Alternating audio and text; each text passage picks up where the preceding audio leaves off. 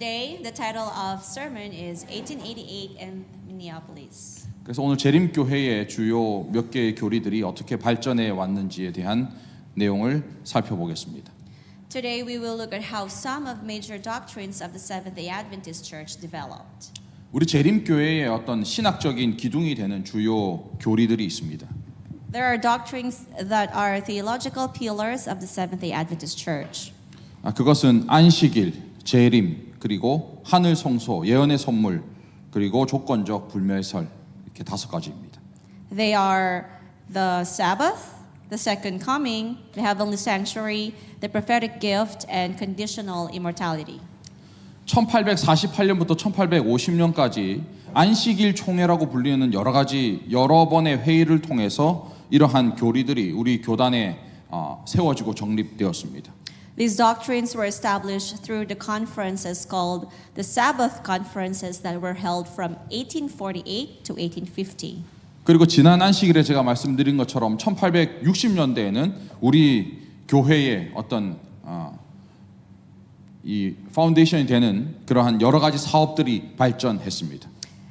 So as mentioned last Sabbath, many of the Adventist businesses developed in the 1860s.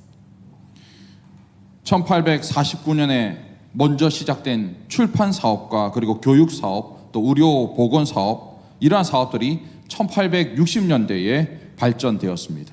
The publishing business, which began in 1849, and the education business and medical health business, these businesses developed in 1860s. 그리고 1870년대에는 문서 선교와 늦은비 성령 그리고 침례에 대한 어떤 사업과 교리들이 발전되었습니다.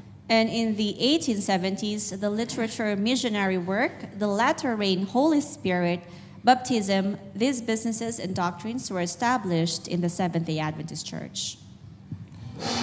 1872년에 우라이아 스미스가 25개의 재림신앙 기본 원칙이라는 책을 출판하였습니다. In 1872, Uriah Smith published the fundamental principles which outlined the beliefs of 25 Adventist churches. 이 책은 1930년도에 확장되고 또 발전되어서 다시 재판되었습니다. But this book called Fundamental Principles were expanded and developed in 1930 and republished. 이러한 우리 재림교회의 기둥이 되는 어떤 기초가 되는 교리들이 확장되고 발전될 수 있는 그 기반은 1888년에 미네아폴리스 회의를 통해서였습니다. The foundation for the expansion of these doctrines and the development of Adventist theology began at the Minneapolis General Assembly in 1888. 초기 우리 재림교회의 지도자들은 안식일을 강조할 뿐만 아니라 하나님의 계명을 강조하였습니다. The early Adventist leaders not only emphasized the Sabbath, but also the commandments of God. 이 계명을 강조했다라는 것은 구원을 얻기 위해서 율법에 대한 순종을 아주 중요하게 여겼다는 것입니다. Emphasizing the commandments meant that they considered obedience to the law very important for salvation. 지금은 그렇지 않지만 과거에 하나님 이 안식일을 지키지 않으면 하나님의 인을 받을 수 없고 하나님의 인을 받지 못하면 구원에 이르지 못한다라고 가르쳤고 그렇게 알고 있었습니다. They argue that if you do not keep the Sabbath, you cannot receive God's seal, and if you do not receive God's seal, you cannot be saved. 그래서 이 안식일을 지키는 것이 마치 구원의 조건처럼 그렇게 여겨졌었던 것입니다. Therefore, they talked about keeping the Sabbath as if it were a condition of salvation. 그리고 셋째 천사의 기별도 하나님의 계명을 지키는 것이다라고 생각했습니다. And they thought that the third angel's message was about keeping God's commandment.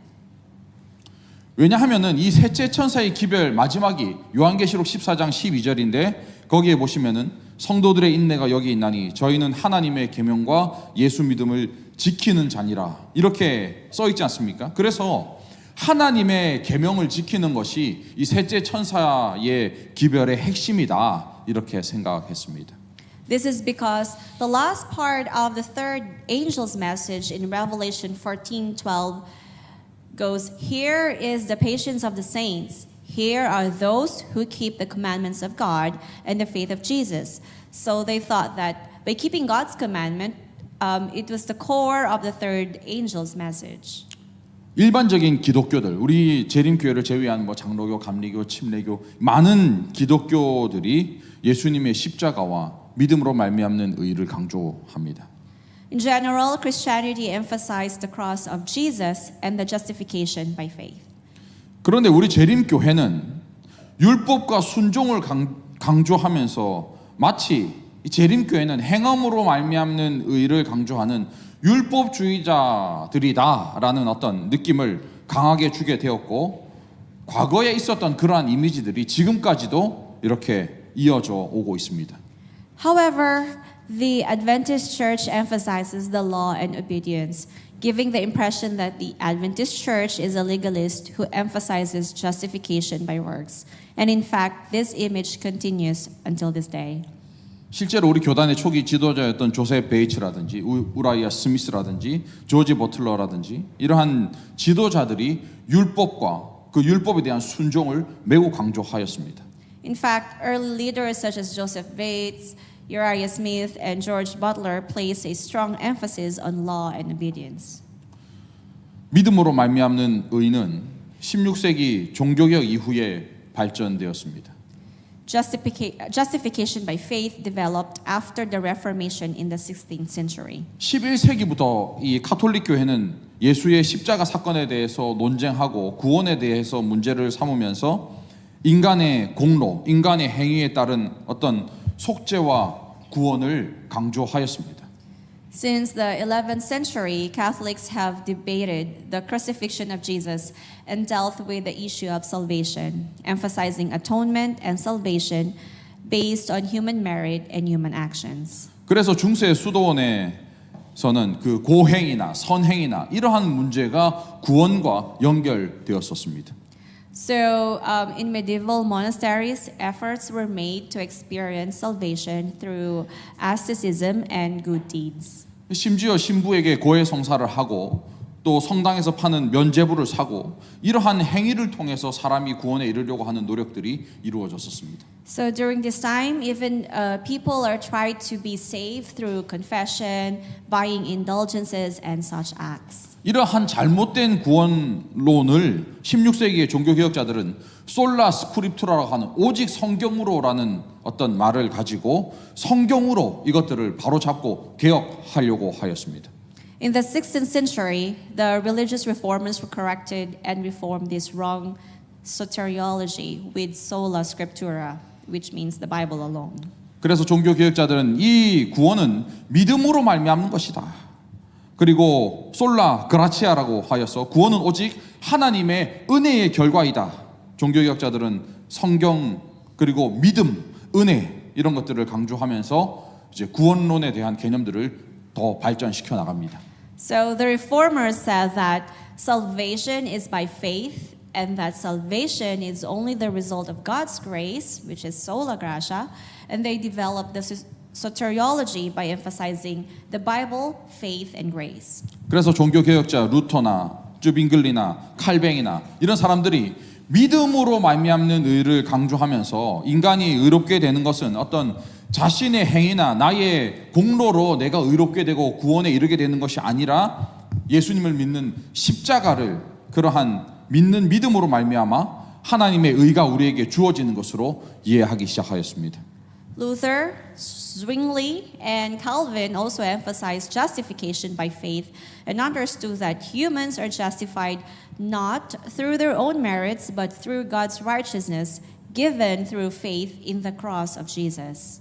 또 루터나 칼뱅은 믿음으로 말미암는 의를 통한 구원으로 끝나는 것이 아니라 성화에 대한 이야기를 하였습니다. 성령의 은혜 안에서 내 속에서 율법의 의를 이루어가는 그러한 성화에 대한 이야기를 이 루터나 칼뱅은 하였습니다. Also, Luther and Calvin did not believe that salvation was complete through justification by faith, but they talked about sanctification, which fulfills the righteousness of the law through the grace of the Holy Spirit. 그래서 이 루터나 칼뱅이 강조한 이 믿음으로 말미암는 의라고 하는 것은 칭의와 성화가 함께 연합되어 있는 그러한 메시지였습니다.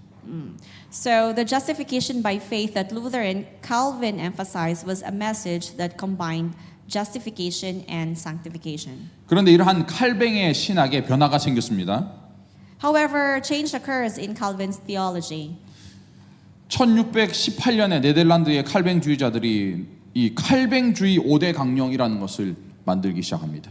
In 1618, Dutch Calvinists created the 5 points of Calvinism in Dort, Netherlands. 그 5대 강령이라고 하는 것은 예정론을 기초로 하여서 칭의를 중심으로 한 구원에 대한 것들을 강조하는 것이었습니다. The 5 points of Calvinism emphasize a soteriology centered on justification based on predestination. 이 칼뱅주의자들은 인간은 전적으로 타락한 존재이기 때문에 인간 스스로 구원을 위해서 뭔가 할 수 있는 것은 아무것도 없다라고 주장하였습니다. Calvinists argue that since humans are completely corrupted, there is nothing humans can do for salvation. 그래서 칼뱅주의자들이 생각할 때에 구원이라고 하는 것은 오직 하나님의 은혜로 인간에게 주어지는 것이다라고 생각하였습니다. They emphasize that salvation is given only by God's grace. 그래서 하나님의 예정에 의해서 선택된 사람들이 결국에는 구원에 이르게 된다는 어떤 잘못된 교리들을 이 칼뱅주의자들이 만들어냅니다. And in particular, they created a doctrine that those who are chosen by God's predestination will ultimately be saved. 그래서 이 교리가 결국에는 칼뱅주의적인 어떤 극단으로 발전하게 되고 인간의 공로나 인간의 행위나 인간의 노력이나 성화의 경험이나 이런 것들은 구원에 전혀 상관없이 필요 없는 것이고 단지 칭의의 경험 하나만으로 사람은 구원에 이룰 수 있다라고 하는 극단론적 구원론이 생겨나게 되는데 이것을 칼뱅주의의 극단론적 구원론이라고 합니다. This doctrine became Calvinist extreme. An extreme soteriology has emerged that claims that human merit, human effort, and the experience of sanctification are not necessary and salvation is possible simply through the experience of justification. This is called the extreme justification of Calvinism. 그래서 카톨릭은 행함을 강조하고 이 칼뱅주의자들은 칭의를 강조하였습니다. Catholics emphasize works, while Calvinists emphasize justification. 그래서 이 카톨릭과 칼뱅의 어떤 두 극단 사이에서 믿음과 행함에 대한 어떤 조화를 이룬 것을 주장한 사람이 이 존 웨슬리였습니다. Among the two extremes of Catholicism and Calvinism, John Wesley emphasized salvation through the harmony of faith and works. 웨슬리가 주장하기를 웨슬리는 하나님의 은혜로 칭의를 경험한 그리스도인들은 그러한 매일매일의 어떤 삶을 통해서 성화를 경험하게 되고 그 성화는 결국에는 성숙한 그리스도인으로 완전에 이르게 된다고 하는 칭의와 성화와 완전이라는 어떤 구원의 단계의 개념을 종합적으로 완성한 사람이 이 웨슬리이고 이것을 웨슬리안적 구원론이라고 합니다. Wesley established Wesleyan soteriology, which synthesized the concepts of justification, sanctification, and perfection, in which Christians who experience justification by God's grace experience sanctification, and as a result, reach perfection as a mature believers.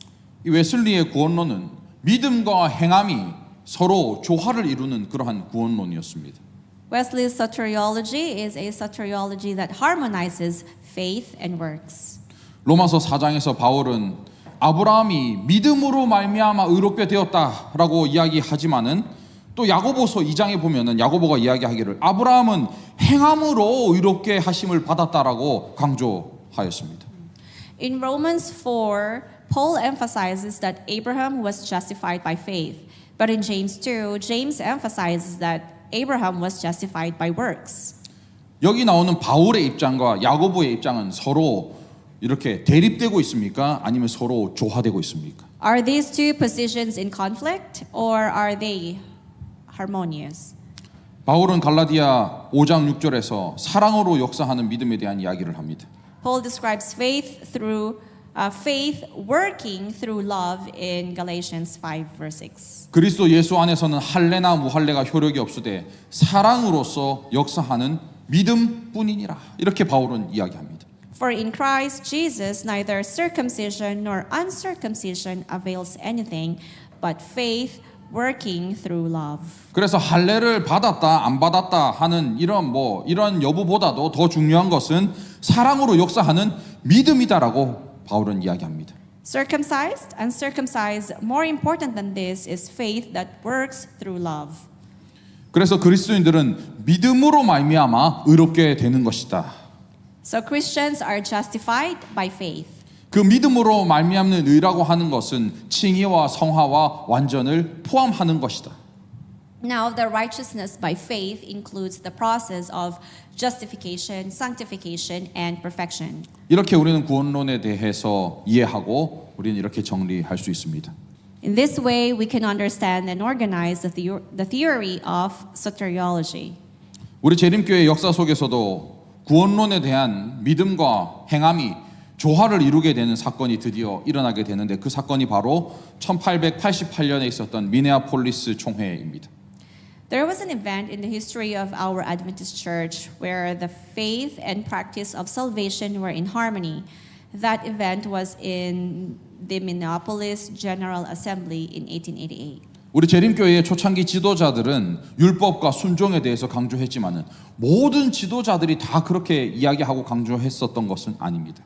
The early leaders of the Adventist Church emphasized the law and obedience, but not all of them did so. 엘렌 화이트과 제임스 화이트 이 부부는 예전부터 이 그리스도를 믿는 믿음에 대한 이 믿음을 강조하였습니다. White couple had emphasized faith in Christ from the beginning. 제임스 화이트는 1887년에 구약 속의 그리스도라는 책을 썼는데 그 책에서 이렇게 기록합니다.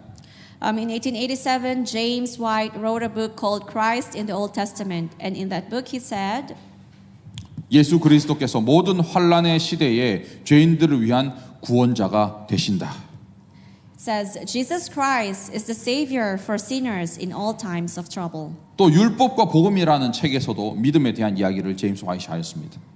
Also in the book Law and Gospel, he said like this, 영원한 구원의 희망은 그리스도께 달려 있다.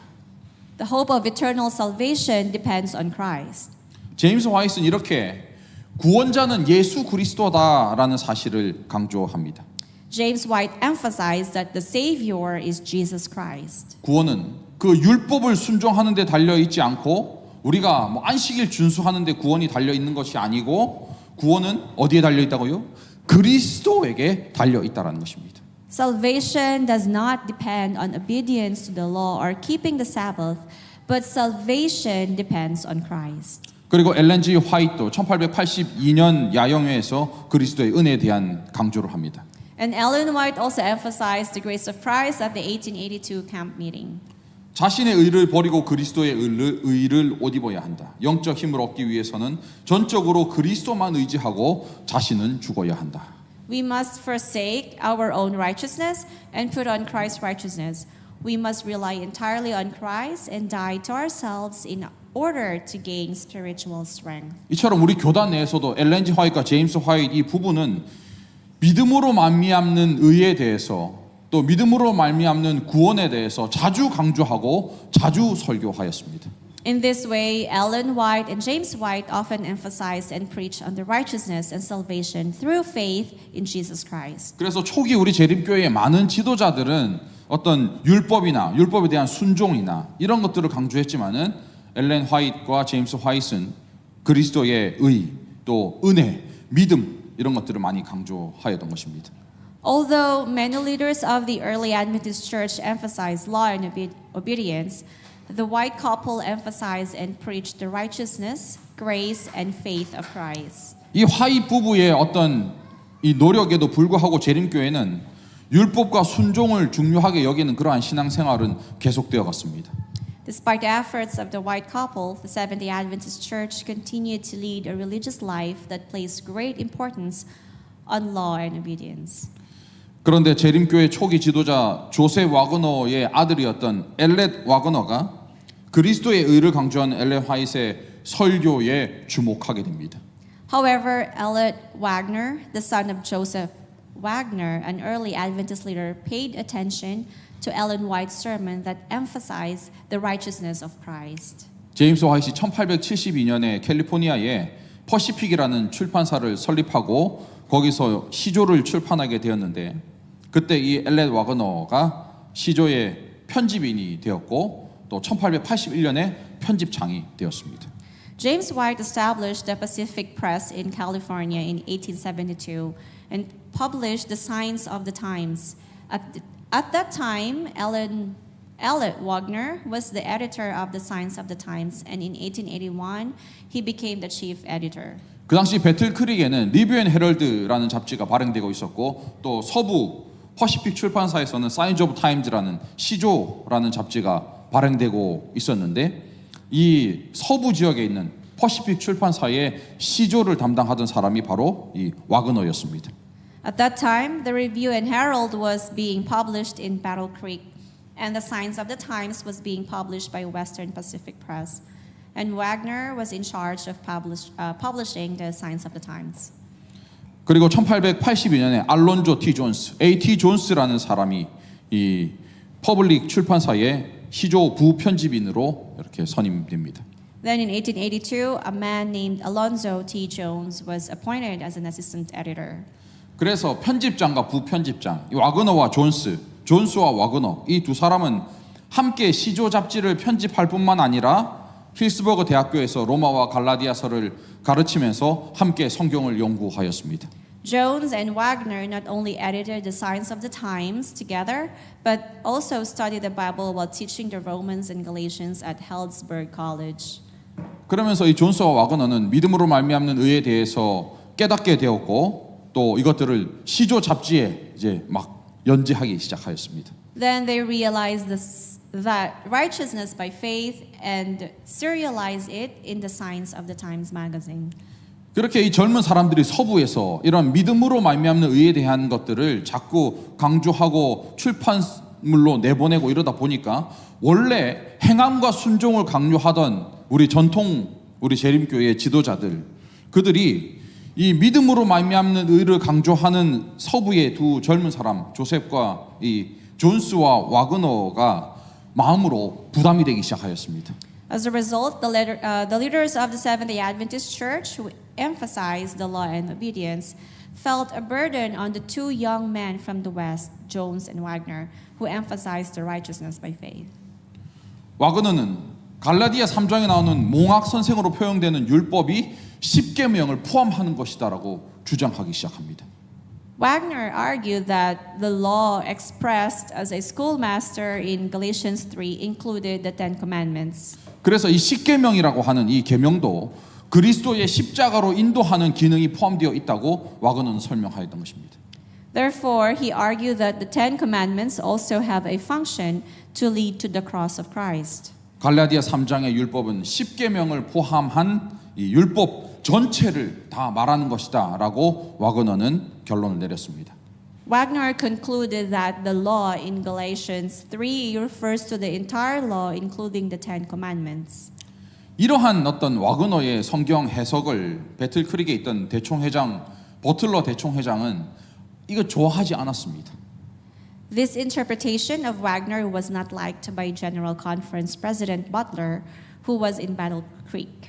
그래서 버틀러 대총회장은 1886년에 9명으로 된 위원회를 구성을 하고 갈라디아 3장의 율법이 10계명을 포함하는 것인지 아니면 포함하지 않고 그저 의문의 율법인지를 이 문제를 해결하기 위해서 위원회를 구성하였는데 위원회를 통해서 나온 결과는 이 갈라디아 3장에 나오는 율법은 10계명을 포함하지 않는 의문의 율법이다라고 결정을 짓고 이제 더 이상 논의할 일 없다 땅땅땅 하고 끝내게 되었습니다.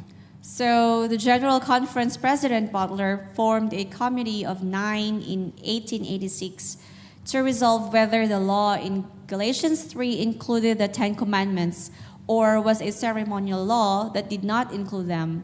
The committee decided that the law was a ceremonial law and did not include the Ten Commandments and resolved not to argue any further. 거기에다가 이 버틀러는 쐐기를 박으려고 갈라디아서에 나타난 율법이라는 책을 발간하면서 이 논쟁을 이제 마무리하려고 하였습니다. At that same time, General Conference President Butler attempted to end this debate by publishing a book titled The Law Revealed in Galatians. 그런데 이 젊은 와그너는 대총회의 결정에 굴복하지 않고 갈라디아서에 나타난 복음이라는 책을 자신도 발간해내면서 이제 버틀러 대총회장의 입장과 대립하였고 다시 이 논쟁에 불을 붙이기 시작합니다. However, Wagner did not yield to the decision of the General Conference President and published a book titled The Gospel Revealed in Galatians, opposing General Conference President Butler's position and rekindling this controversy. 와그너가 이런 이야기를 하는 중에 또 A.T. 존스는 다니엘 7장에 등장하는 열 왕국 중에서 하나는 훈족이 아니라 알레만이라고 하는 주장을 펼쳤습니다. And A.D. Jones argued that the Alemanni, not the Huns, should be included among the 10 kingdoms mentioned in Daniel 7. 그 당시에 다니엘서의 예언의 권위자였던 대총의 총무였던 우라이아 스미스가 있었는데 우라이아 스미스는 열왕국에 훈족이 포함되는 것이다라고 생각하고 그것이 옳다고 주장하였습니다.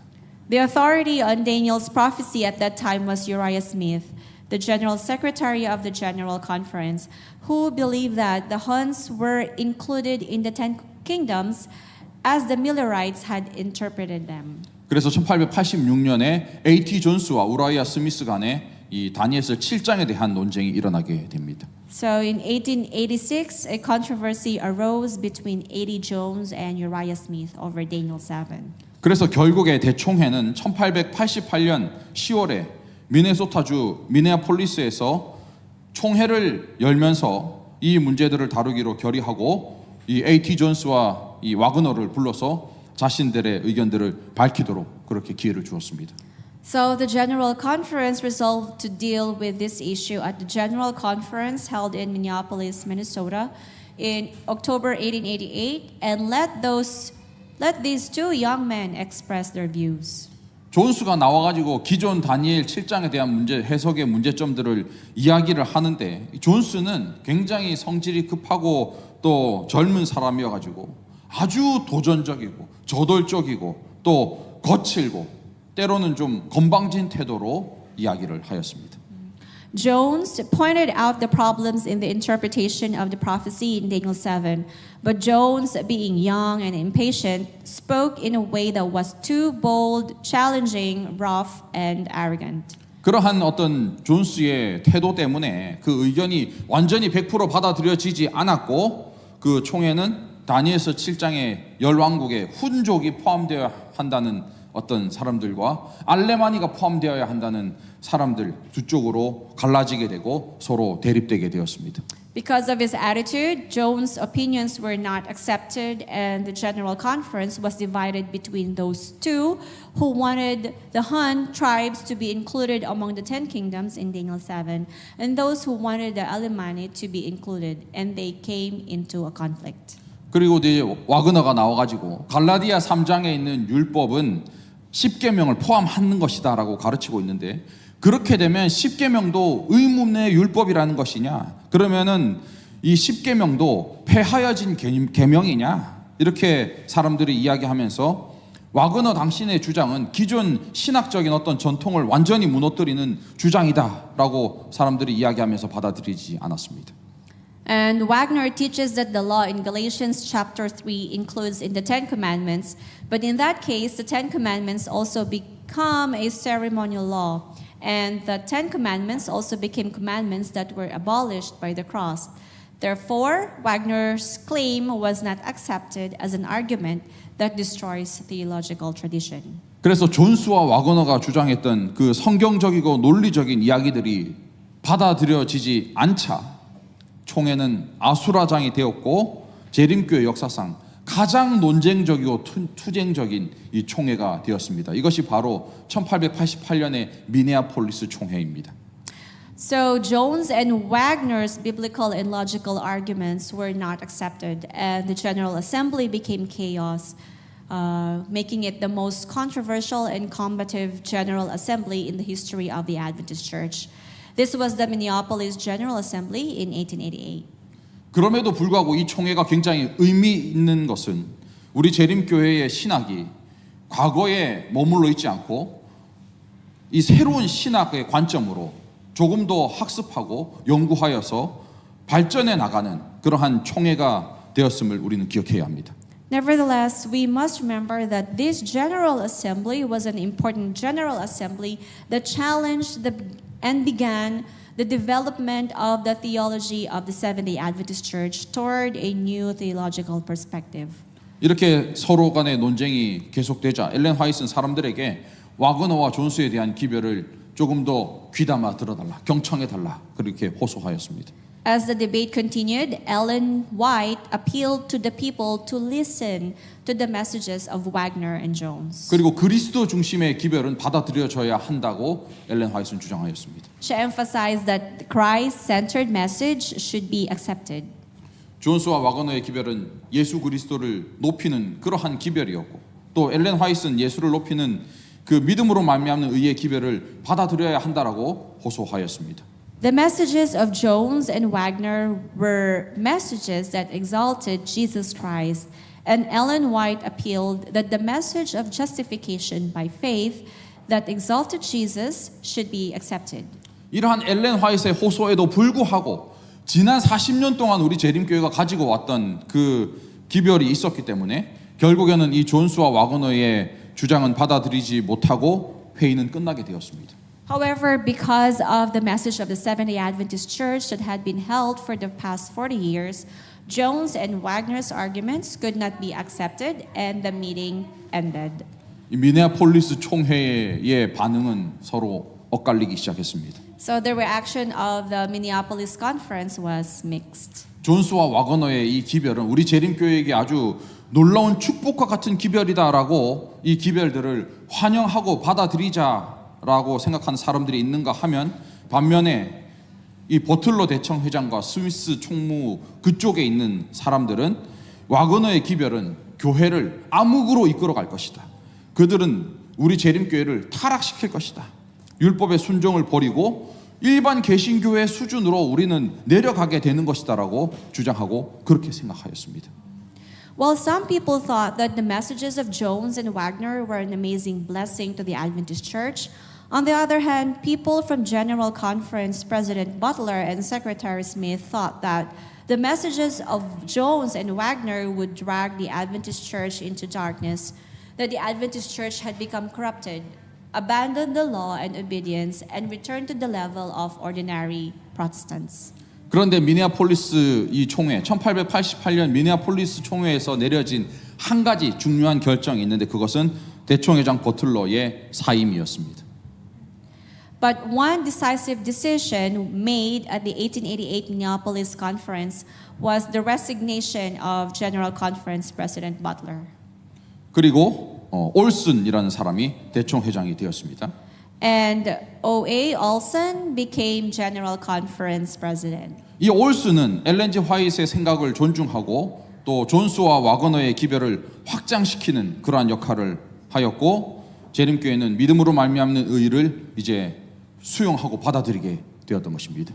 Olson, respecting Ellen White's ideas, expanded the message of Jones and Wagner, and the Seventh-day Adventist Church came to embrace righteousness by faith. 그러면서 엘렌 G. 화이트는 이야기합니다. 미네아폴리스 총회의 기별은 믿음으로 말미암는 의의 기별이 셋째 천사의 기별을 완성시키는 것이다 라고 엘렌 화이트는 강조하였습니다. Meanwhile, Ellen White emphasizes that the message of the Minneapolis General Assembly is that the message of justification by faith completes the third angel's message. 엘렌 화이트는 1888년 자신의 원고에 이렇게 썼습니다. In her 1888 manuscript, Mrs. White wrote, 셋째 천사의 기별은 하나님의 계명과 예수 그리스도에 대한 믿음을 선포하는 것이다. 하나님의 계명은 선포되었지만 예수에 대한 믿음은 그것과 동일한 중요성을 가진 채 재림교회에 의해 선포되지 못했다. 율법과 복음은 함께 전파되어야 한다. The third angel's message is the proclamation of the commandments of God and the faith in Jesus Christ. The commandments of God were proclaimed, but faith in Jesus was not proclaimed by the Seventh-day Adventist Church with equal importance. The law and the gospel must be preached together. Manuscript 24, 1888. 그래서 재림교회는 지난 40년 동안에 이 율법과 그 율법에 대한 순종을 강조하면서 하나님의 계명에 대해서 정말 인내심을 가지고 그 계명을 지켜 내려오는 교회라고 엘렌 G. 화이트는 생각하였습니다. Ellen White thought that the Adventist church was a church that kept God's commandment patiently, emphasizing the law and the obedience for the past 40 years. 그런데 요한계시록 14장 12절을 보니까 이 인내를 가진 성도들은 하나님의 계명만 지키는 것이 아니라 뭐도 지킵니까? 예수에 대한 믿음도 지키는 자다 이렇게 표현되어 있는 거예요. However, in Revelation 14 verse 12, it is expressed that the saints who have the patience are those who keep not only God's commandments, but also their faith in Jesus. 우리 재림교회가 스스로 생각하기를 1848년 이후에 우리는 이 셋째 천사의 기별을 전하는 우리가 바로 셋째 천사다라고 하는 그러한 정체성을 가지고 있었는데 이제 깨닫게 된 것은 그동안에 우리는 한쪽 날개만 펼치고 있었구나라는 것을 하나님의 계명에 대한 것만 강조하고 있었구나라는 것을 깨닫게 되었습니다. The Seventh-day Adventist Church has had an identity since 1848 in which we are called the third angel, while one wing of the third angel, I found out that I was only unfolding God's commandments. 그래서 1888년 이 미네아폴리스 총회를 통해서 또 다른 셋째 천사의 한쪽 날개, 믿음으로 말미암는 의에 대한 예수에 대한 믿음이 펼쳐지게 되었던 것입니다. And at the 1888 Minneapolis General Assembly, the belief in Jesus, another wing of the third angel was unfolded. 그리고 엘렌 화이트는 1888년에 이 두 날개가 펼쳐지는 미네아폴리스의 이 경험은 요한계시록 18장의 큰 외침의 기별로 나아가는 그러한 기별이다라고 그렇게 전했습니다. Ellen White saw this experience, the experience of the two wings being spread in Minneapolis in 1888 as leading to the great cry in the Revelation 18. 그래서 1892년 11월에 엘렌 G. 화이트는 이렇게 이야기하였습니다. So in November 1892, Ellen White said, 셋째 천사의 큰 외침은 죄를 용서하시는 구세주이신 그리스도의 의의 계시 안에서 이미 시작되었다. 이것은 영광으로 온 땅을 환하게 비출 그 천사의 빛이 비치기 시작했음을 의미한다. The great cry of the third angel had already begun in the revelation of the righteousness of Christ, the Savior who forgives sins. This meant that the light of that angel, which would brighten the whole earth with glory, had begun to shine. 다시 말해서 계시록 18장에 등장하는 그 온 땅을 환하게 비추는 큰 외침의 천사는 그 세 천사의 기별 말고 또 다른 천사가 있는 것이 아니라 셋째 천사가 이제는 두 날개를 완전히 펼치고 세상을 향해서 날아가면서 외치는 그러한 모습이다. 그래서 셋째 천사의 기별과 18장에 나오는 큰 외침의 기별은 연결되는 동일한 기별이다라고 이야기하였습니다. In other words, the angel with a loud cry who brightens the whole earth with glory that appears in chapter 18 of Revelation is not a separate angel, but is an image of the third angel flying with his wings spread wide. So the messages of the third angel and the angel with a loud cry are connected. 그래서 이것이 요한계시록 14장 12절에 나오는 하나님의 계명과 예수에 대한 믿음 이 두 가지를 균형지게 이렇게 이루어서 온 땅을 환하게 비추는 큰 외침으로 이렇게 확장되고 이것이 늦은 비 성령으로 가는 어떤 과정이다라고 생각하였습니다. Therefore, the commandments of God and the faith in Jesus are balanced and expanded into the message of the great cry that illuminates the whole earth. And this is the process of going to the latter rain, Holy Spirit. 그래서 우리 재림교회는 1888년에 이 미네아폴리스 총회를 통해서 이 믿음으로 말미암는 의에 대한 기별을 받아들이게 되고 늦은 비 성령에 대한 어떤 기대감으로 충만하게 되었습니다.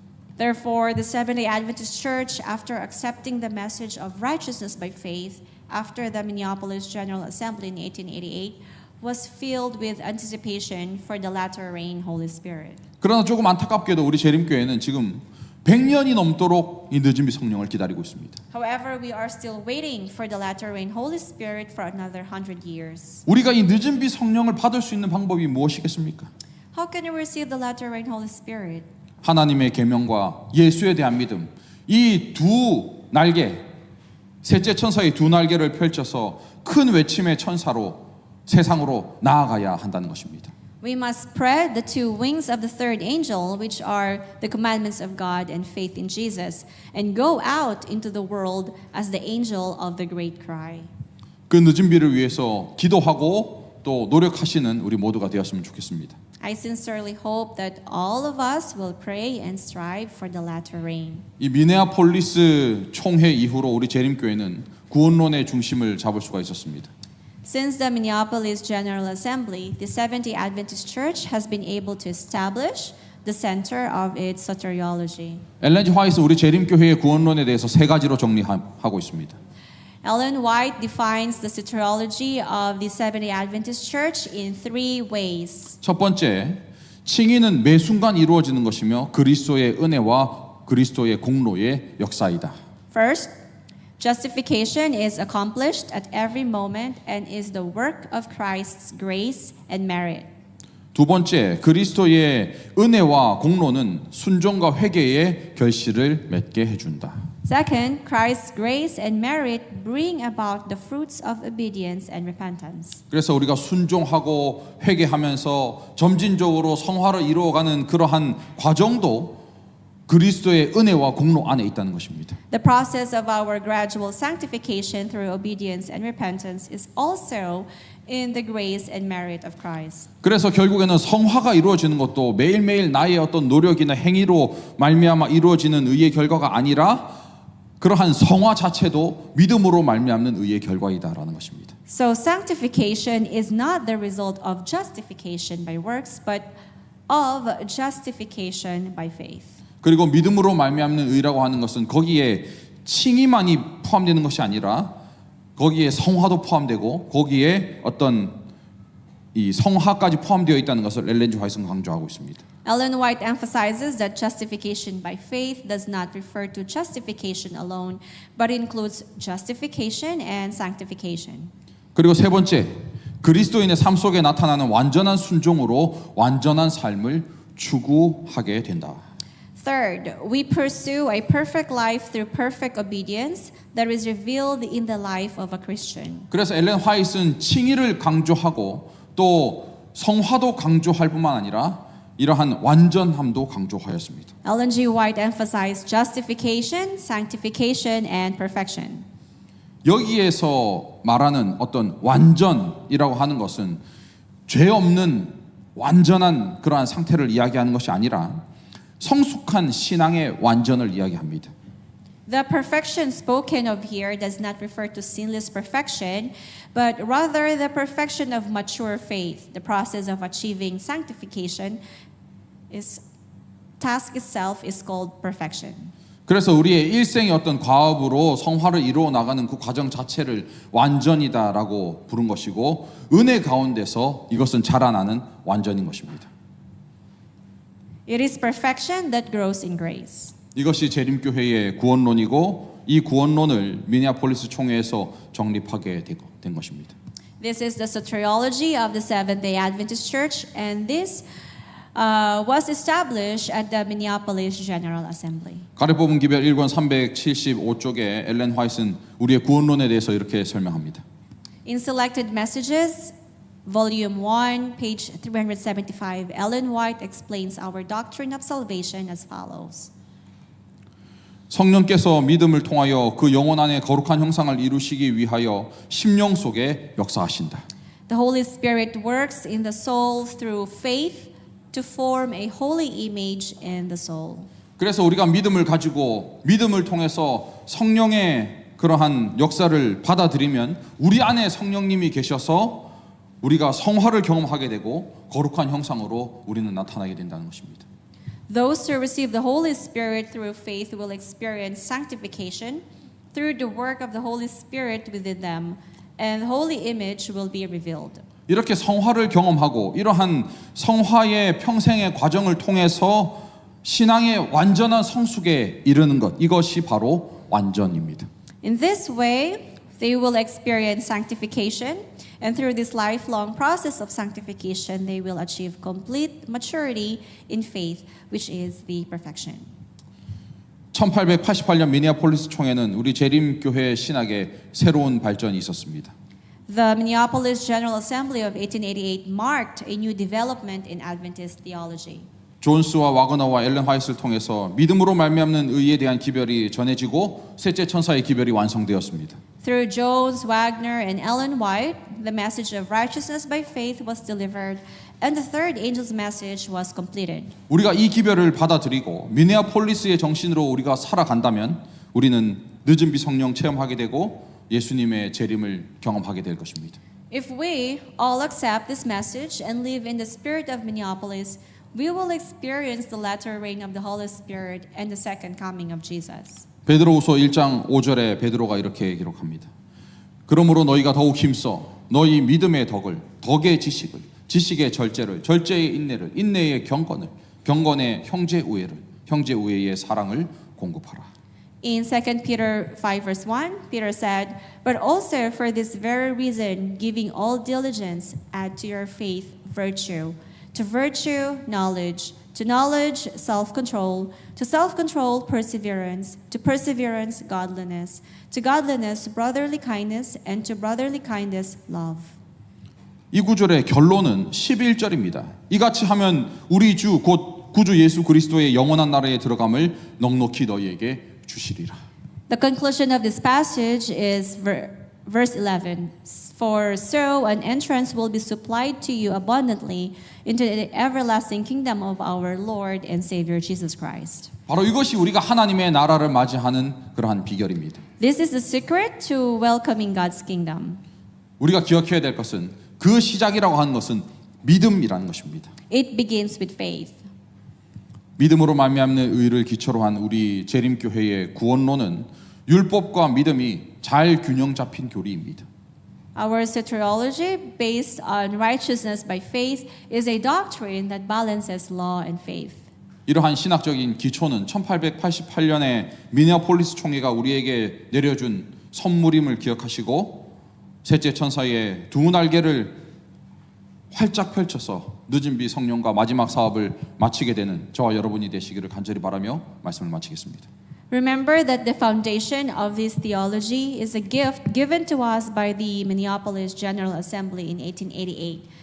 I would like to close with a sincere hope that the third angel's wings will be spread wide and the final work with the Holy Spirit of the latter rain will be completed.